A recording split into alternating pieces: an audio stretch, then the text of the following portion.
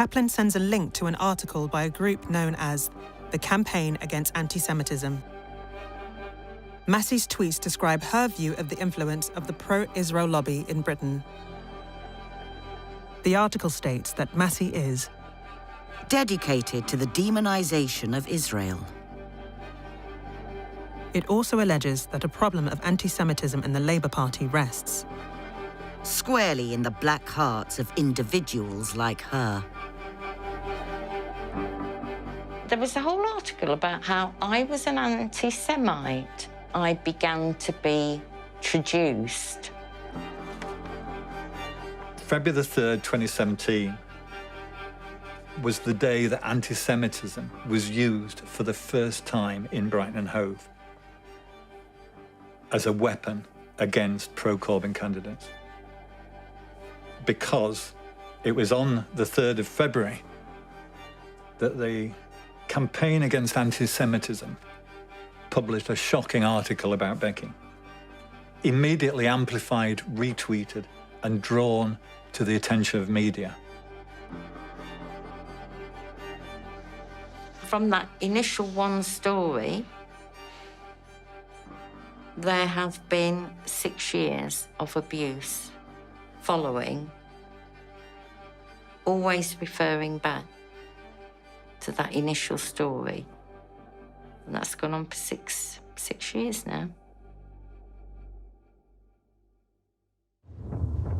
A month earlier, Al Jazeera broadcast an investigation into Israel's attempts to influence British politics.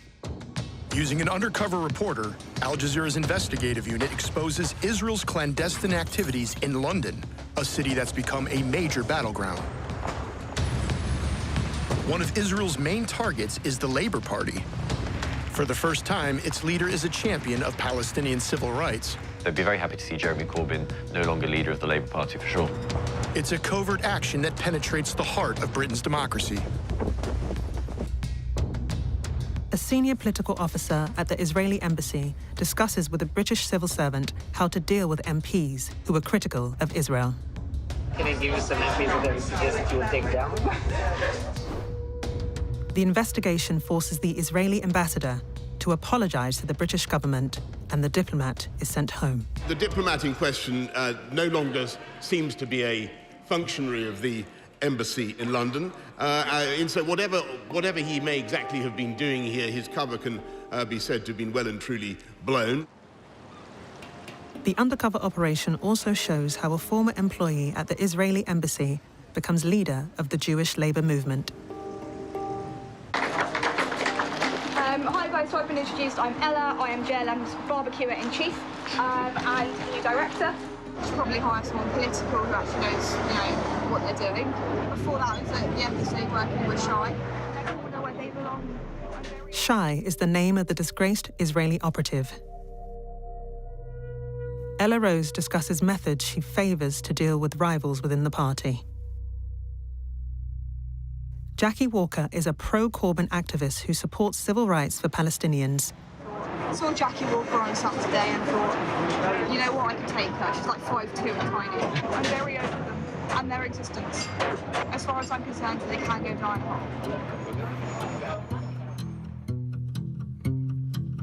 Well, it's interesting to see that again, because obviously I have seen it before. And just the sort of smugness of the woman, talking about not only a fellow Jew and a fellow Labour Party member, as Jackie says, but a woman. It's extraordinary. Naomi Wimborne Idrisi is one of several party members who complain. So a few of us women in the Labour Party who were Jewish got together and we sent in an official complaint. And we wrote to Ian McNichol, who was General Secretary at the time, and we said, obviously it's completely inappropriate for a Labour Party member to be talking about another party member in this way. What did he intend to do about it? The Labour files reveal that party officials treat Rose very differently to members who criticise Israel. Rose emails Sam Matthews, the then head of disputes.